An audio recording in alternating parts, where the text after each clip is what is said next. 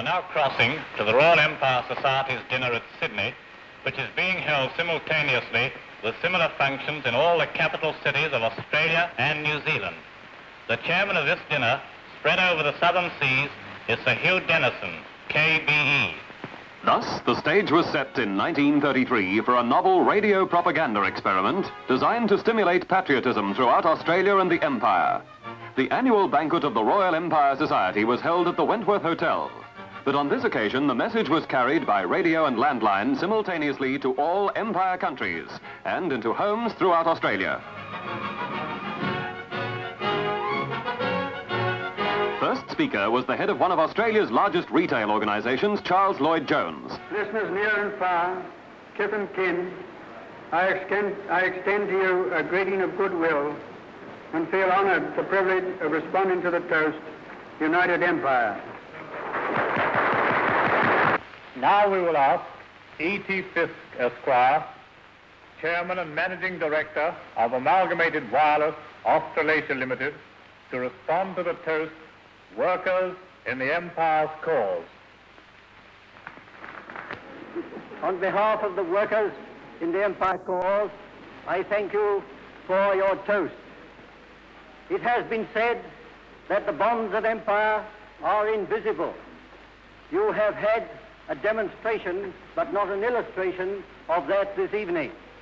After a series of speeches extolling the monarchy and stressing the need for the tightening of the bonds of empire, the Great Hall at the University reverberated to the singing of patriotic songs, culminating in an 80-voice choir presenting a cantata, Call of the Southern Seas, composed and conducted by Alfred Hill.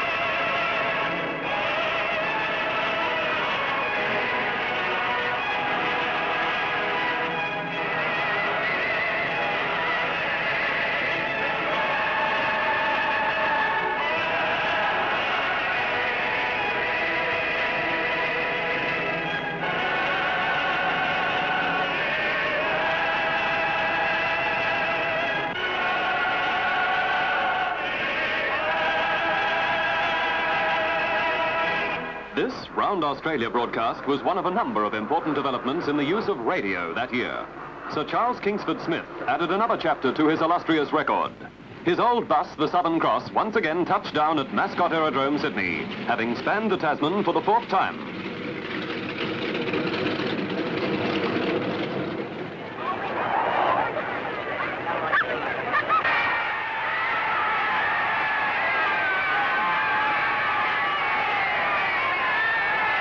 On this trip, Smithy proved conclusively that communication could be maintained successfully by radio telephony on transoceanic flights. On the occasion of the 4th successful crossing of the Tasman Sea by the Southern Cross, I would just like to say how happy I am to be home again, and I'd also like to pay a tribute to the wonderful work by the fellows who helped me across and made my job very easy. The flight was in no way remarkable except for the fact that this was the first occasion on which transoceanic telephony has been experimented with from the air, and it's very gratifying to myself and to Mrs. Phillips that it was so successful. I would also like to say, last but not least, that the old Southern Cross herself is fit for many, many thousands of miles yet, and she carried us across in perfect safety in the way that she always does. No sooner had Smithy completed his reports on this invaluable experiment than he was off to England once again. And before the end of the year, he was winging his way back in a Percival Gull to establish a new England-Australia solo record of 7 days, 4 hours.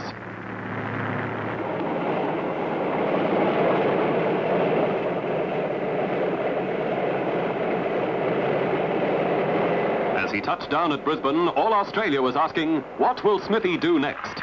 What more can he do? The inimitable air ace was the recipient of yet another tumultuous welcome, and some of the cheers on this triumphant ride through Brisbane were for his famous co-pilot on many pioneering flights, Charles Ulm, here seen seated alongside the driver. The crowd remembered the stirring achievement of these two men in the old bus when they made the first east-west crossing of the Pacific Ocean, which included a 2,740 nautical mile hop between Honolulu and Fiji, the longest non-stop flight on record up to that time, at 100 miles an hour.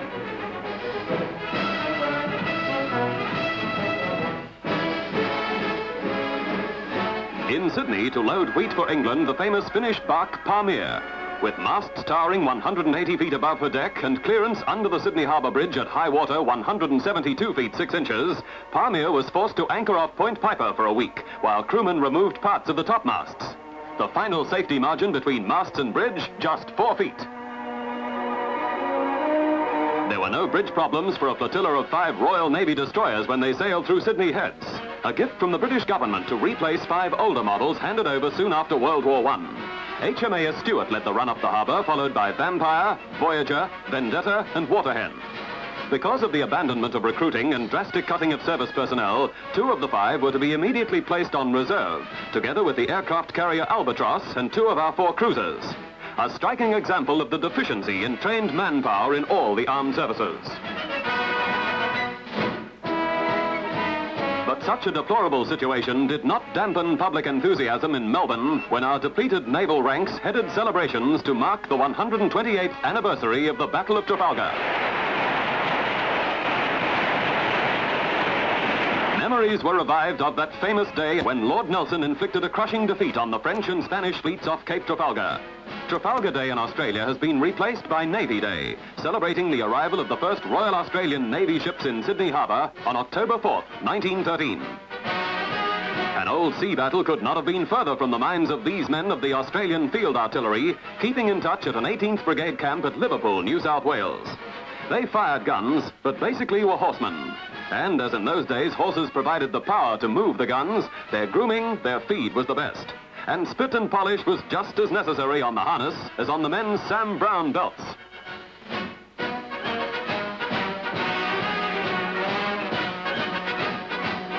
Napoleon said, "An army marches on its stomach." But this display of a few hundred cavalry and artillerymen, although meticulous, served only to stress the depths of inadequacy into which the army had fallen as the result of the penny-pinching financial policy which the federal government had been forced into by the Depression.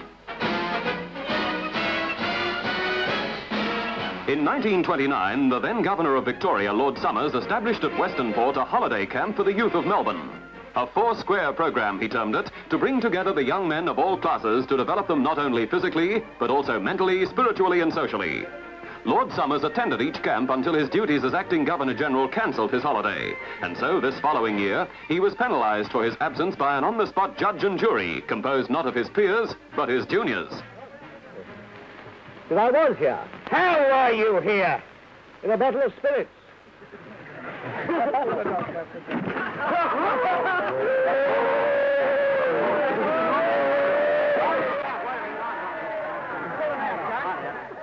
It was all in good fun, a ceremony rounded off by a lord and his lads singing the rousing Camp Summers song of 1933.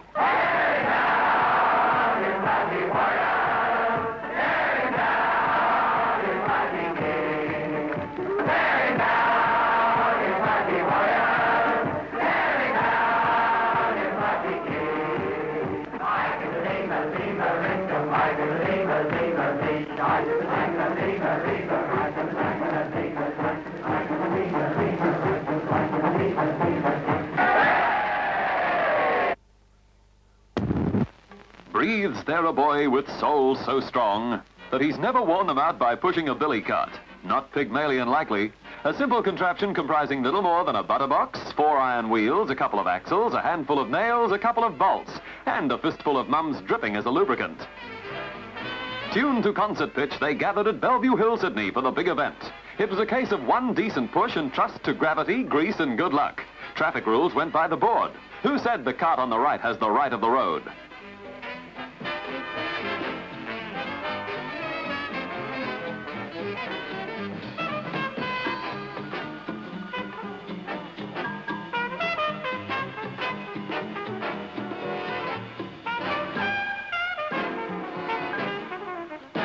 It was an all-in crash as crash can wrestle for the lead. And with such a mass production of speed and squeals, there had to be a big turnover.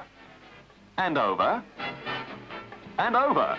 But fortunately, the toll of the road on this particular day was light. You had to be rash to be in it, gravel rash. And the winner, a potential Jack Brabham. But from billy carts, we passed to a Neddy cart, a one-horse-powered tram in Christchurch, New Zealand, as shaky as the Isles themselves. Here's the pride of Melbourne, a cable tram first introduced on November 11th, 1888, on the run from Flinders Street to Richmond.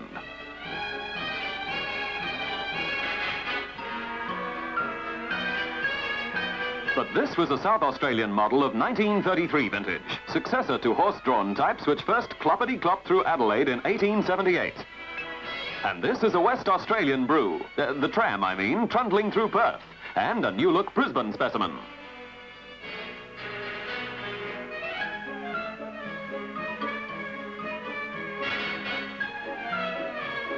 The double-deckers of Hobart have always been a distinguishing feature of the Apple Isles capital, with their bow collectors instead of the conventional trolley pole. The service, which started in 1893, became the oldest surviving electric system in Australia.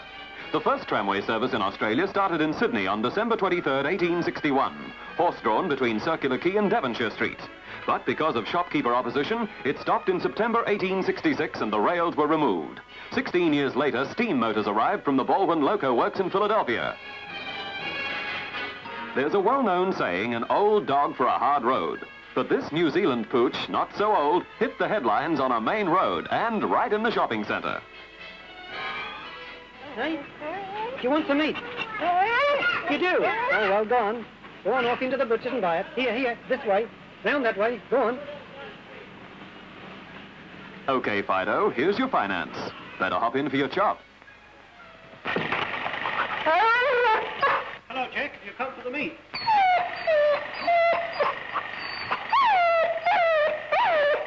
That's nice tender meat, Jack. Take it home like a good boy. What a bargain hunter. 3 pounds of beef for just 10 cents. How about that?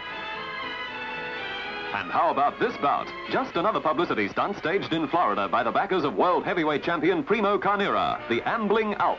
Probably the biggest but worst pugilist ever to wear the heavyweight crown. 6 feet 5 and 19.5 stone.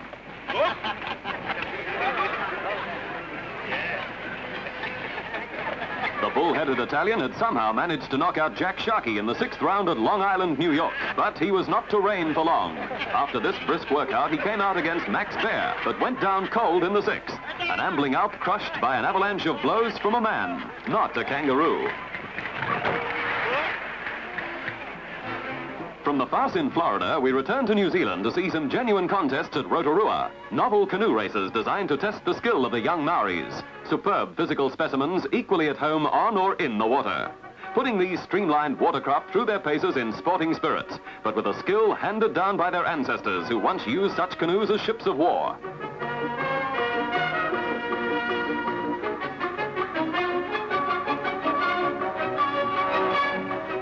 Such an obstacle as this would present no difficulty in Tonga, a South Pacific paradise where the natives have been canoeing since the 10th century. A 250 square mile kingdom under British protection since 1900, where the word depression was unknown.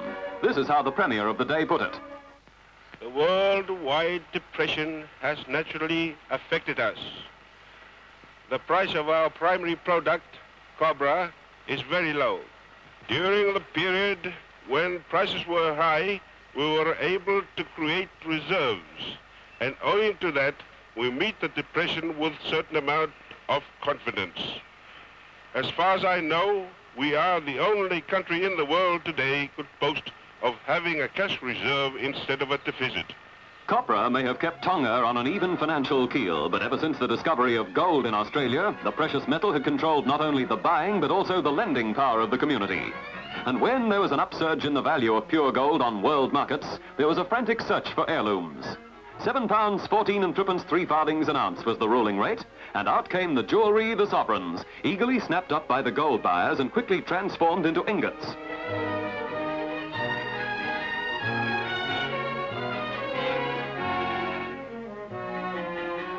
The insatiable thirst of crucibles destroying in a few seconds the painstaking product of artisans, just to return them to the shape of a brick of gold.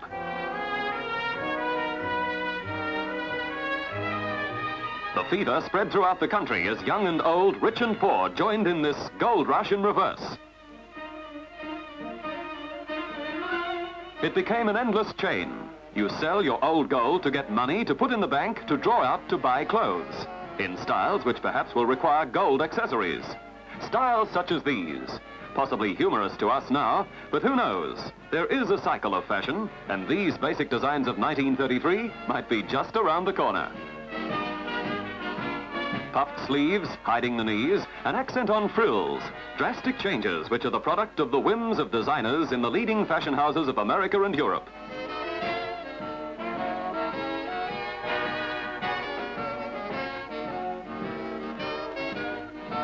But who would have the temerity to suggest there could ever be a swing back to the beach styles of the 30s?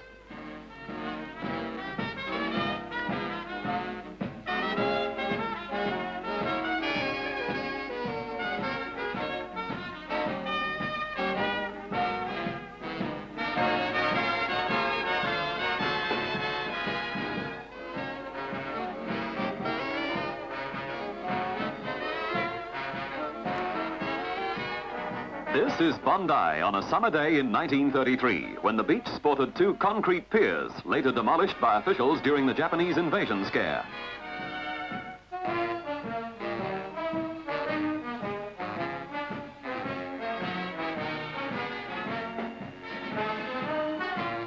I say, look at those chaps strolling along the prom in suits. Good show.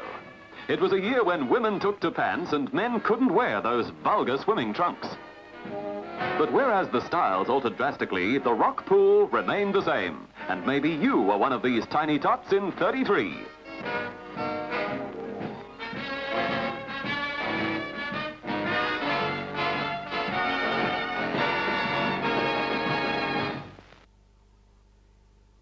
Melbourne Cup Day with its worldwide appeal. This year, a pony-sized 3-year-old was the centre of interest. Hallmark had won the AJC and Victoria Derbies to become the early favourite.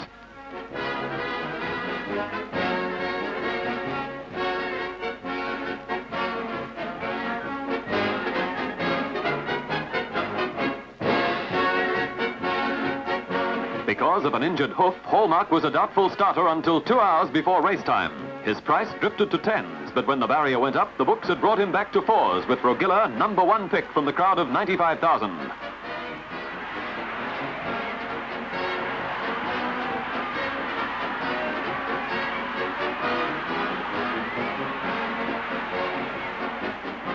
With 2 furlongs to go, the Caulfield Cup winner, Gain Carrington, was slightly ahead of Flail, with Topical, Hallmark and Pretzel handy. A furlong from home, Hallmark was on even terms with Gain Carrington. Driven hard by young Sydney apprentice J. O'Sullivan, Hallmark, with his injured hoof opened and bleeding, gamely hung on to beat the veteran Shadow King by a head, with Gain Carrington and Topical dead heating for third, another head away. Poor old Shadow King, his 4th cup placing without a win. One of the most grueling finishes in the long history of the Melbourne Cup. Another equine hero with greater claims to fame, Walla Walla, whom experts even today claim was the greatest pacer ever seen in Australia. Bred, owned, trained and driven by Les Martin, Walla Walla mowed down fields in Australia and New Zealand from fantastically long back marks. In a 2-mile race at Goulburn from 288 yards behind, he was beaten only by a head, but set a new Australian record. In New Zealand, Walla Walla set a world record for a standing start mile of 2, 4 and a 5th. This amazing pacer was returned to the stud near Goulburn, where he died at the age of 29.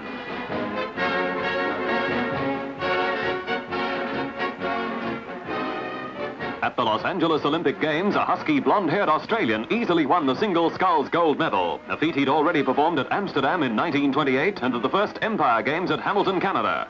Bobby Pierce, carpenter by trade.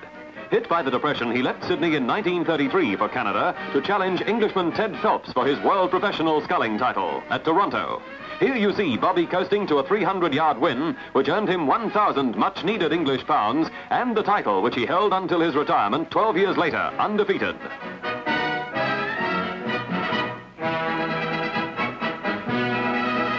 Yes, it was the year for tall, fair-haired Australians. Dominating the local tennis scene, Jack Crawford won his third consecutive Australian singles title, then took the French championship. Next step, Wimbledon, where we see the graceful master of backline play beating the American champion Ellsworth Vines to win the coveted World Amateur title.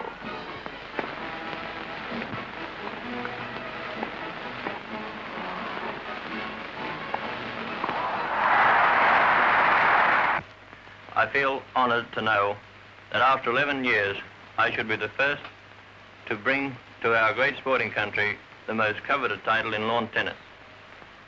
The winning of this event entitles me to the privilege of having my name added to the list of champions, which include Wilding, Brooks, and Patterson. The final game will always remain in my memory as the greatest and most exciting match I have ever played. And in Ellsworth Vines, I had a sporting opponent of the highest calibre. A year earlier, Fred Hennebery stopped Jack Carroll in 13 rounds at Sydney Stadium. On August 20th the same year, Carroll evened the score with a points victory over 15 rounds at Melbourne Stadium. This then was the decider before 12,000 yelling, whistling and hooting fans at Sydney Stadium on September 18th, 1933. They'd waited 13 months for it and were not disappointed. It was a non-stop grudge fight from the first to the last bell.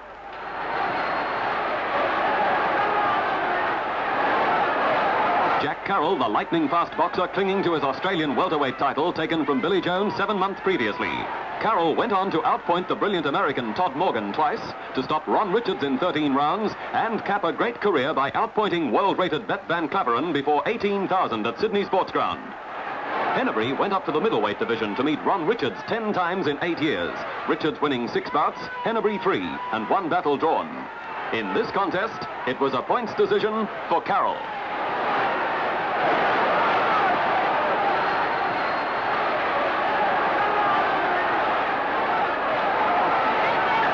Bunged eyes, split mouths and slashed brows are part and parcel of the boxing game. But when blood flowed on Adelaide Oval on Saturday the 15th of January 1933 in the third test match between England and Australia, the record crowd of 50,962 cricket fans yelled "Blue Murder." The bodyline balloon exploded. MCC skipper Douglas Jardine brought his 3 big guns, Larwood, Allen and Bose, to bear on the Australian batsmen. They dropped them short on the leg stump, Larwood hurtling the ball down at 90 miles an hour.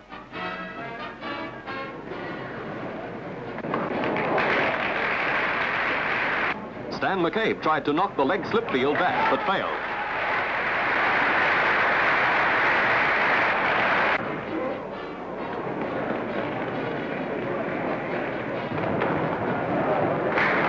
The great Don Bradman sought a counter, but was bowled around his legs.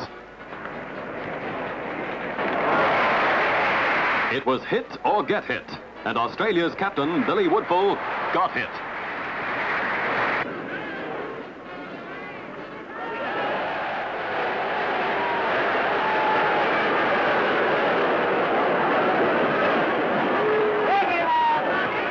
Oldfield was battered from shoulder to toe for nearly 2 hours. Another bumper from Larwood, and the ball crashed into Oldfield's temple.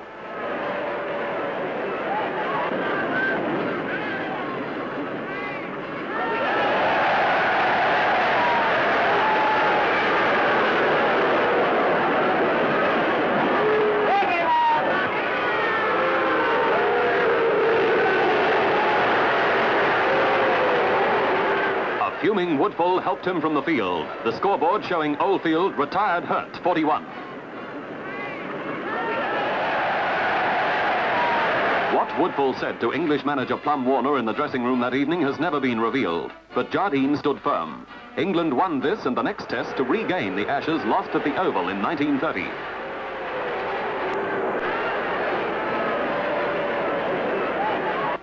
Perhaps the unparalleled situation, the deadly enmity which had developed, is best described by the cable sent to the MCC in London by the Australian Board of Control. It read, "Bodyline bowling assumed such proportions as to menace best interests of the game, making protection of the body by batsmen the main consideration, and causing intensely bitter feelings between players, as well as injury. In our opinion, it is unsportsmanlike, and unless stopped at once is likely to upset friendly relations existing between Australia and England." Bodyline, probably the greatest controversy in Australian sporting history. World headlines in 1933. A year to remember.